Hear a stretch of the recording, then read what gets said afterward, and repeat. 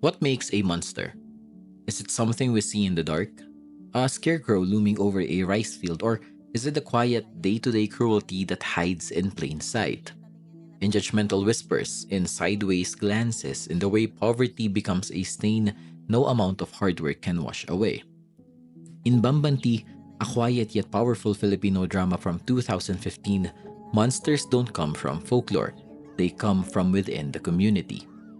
This is not a horror story, but it is horrifying how real it feels. Directed by Zig Dulay, Bambanti, which means scarecrow, uses a simple accusation of theft to unravel a larger story about social stigma, dignity, and the invisible lines that divide a small rural town. It's a story about how the poor are often seen as suspects before they're seen as people. Let me tell you the story. Set in a rural province, Bambanti follows Belin, a young widow trying to keep her family afloat after the assassination of her husband, Dante, a peasant activist gunned down by unknown assailants. With little support aside from her aging mother, Mariang, Belin juggles the responsibility of raising her three children, Popoy, Maymay, and Yanyan, while tending to their modest farm and working weekly as a laundrywoman for Martha, her late husband's sister-in-law. Trouble begins when Martha calls young Popoy to her home after school to ask about a missing gold watch. Popoy, saan mo dinala yung relo? Although Popoy denies seeing it, Martha's suspicions weigh heavily on the boy. The tension simmers beneath the surface until, during Belin's weekly visit, Martha's daughter Christy throws an accusation that leads to a heated exchange. The implication is clear. The poor widow and her son may have stolen the watch. When authorities begin investigating the alleged theft, the community starts to turn against Belin and Popoy.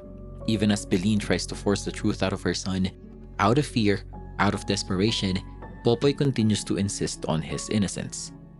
The ordeal spirals as Martha brings in a psychic and even Christie's grandmother who originally gifted her the watch, but nothing conclusive emerges. The once cordial relationship between the two families begin to fracture.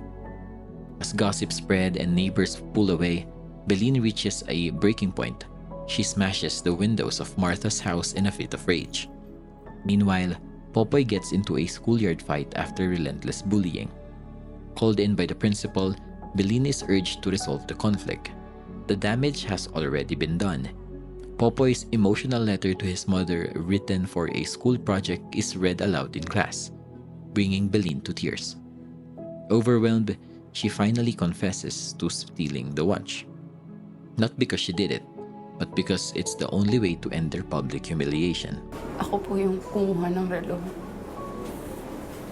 Thanks to a prior arrangement with Martha, she avoids formal punishment.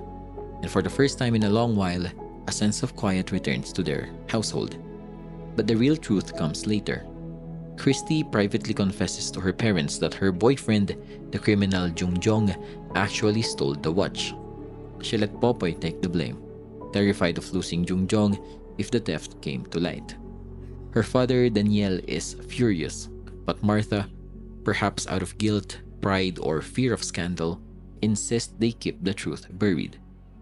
The film ends at a town festival. As children perform in costume, Popoy appears on stage as a scarecrow, his arms spread wide like a crucified figure, a clear symbol of innocence sacrificed.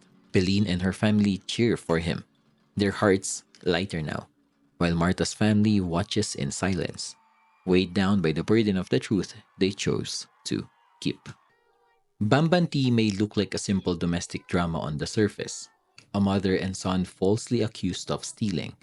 But underneath that is a harrowing portrait of how poverty distorts dignity, how silence is often a survival tactic, and how shame can be weaponized. Bilin isn't just fighting to clear her son's name. She's fighting for the little honor her family has left. The missing watch becomes more than an object. It becomes a symbol of class hierarchy. To Martha's family, it is a minor loss. To Belin, the accusation is a public death sentence. The film is honest about how, in a deeply class divided society, guilt is not about evidence, it's about power. Who gets to accuse and who gets believed? And then there's Popoy, a child shouldered with an adult burden. What the film captures painfully well is the emotional violence of being unjustly labeled at such a young age. His breakdowns, his fight at school, even his silent stare during the dance at the festival, they all speak volumes about how stigma shapes identity before a child even knows who he is. When Beline finally confesses to the crime she did not commit, it's not a defeat, it's a reclamation of peace. She accepts punishment not because she's guilty, but because she's exhausted. It's one of the film's most powerful statements. Sometimes, in an unfair world, survival demands surrender. And it's not just about individuals. Bambanti uses its rural community as a mirror to a bigger picture. How gossip, moral judgment, and institutional apathy create a cycle where the poor are both invisible and hypervisible, ignored until accused, silent until shamed. The final moment, with Popoy on stage as the scarecrow, arms outstretched like a martyr, is not subtle. It is devastating. It's a quiet indictment of the society that let this happen. And yet, there's resilience too. Beline and Popoy choose to cheer. They choose to keep living. There's something deliberate about the way Bambanti is shot. Quiet, observational, and always close to the ground. Director Zigdulay doesn't go for melodrama or flash.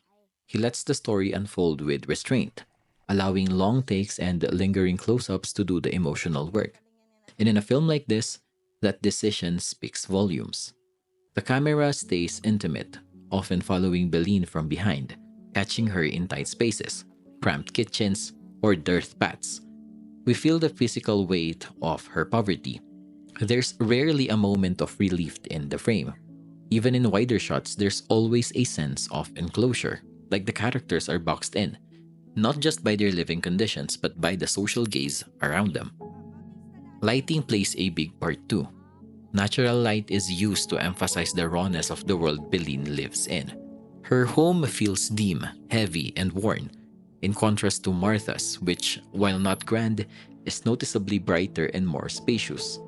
The difference isn't shown with big flourishes, just subtle contrasts that reinforce the divide. And then there's the use of silence.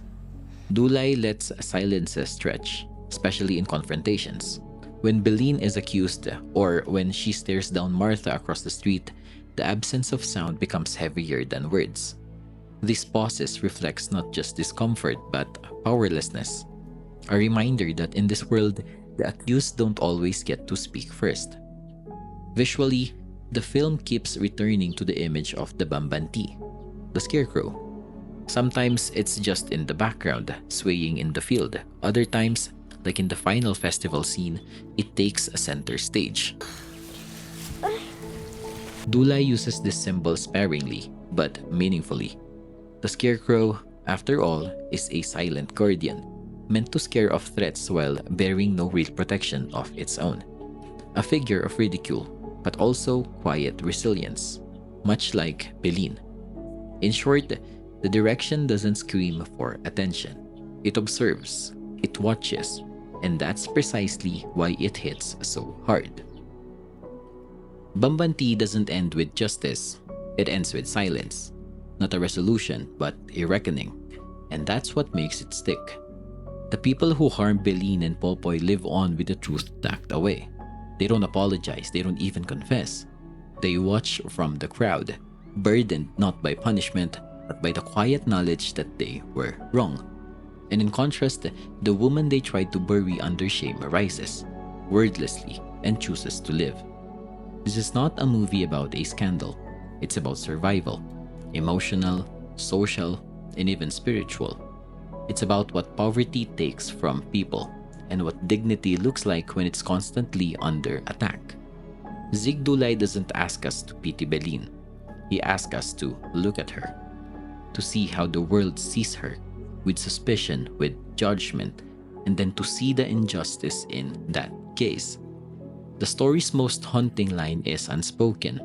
The truth doesn't always matter as much as who's allowed to speak it. In a way, Bambanti is more than a film. It's a mirror. And what it reflects isn't always easy to face. A society quick to blame the poor, protect the powerful, and move on without consequences. But it also reminds us that silence can be powerful, that you can reclaim your voice even when no one believes you, that sometimes dignity is found not in being proven right, but in choosing to move forward anyway. Bambanti may not be as widely talked about today, but its story of shame, class, and quiet defiance is more relevant than ever. Because sometimes, the loudest protest is simply surviving with your head held high.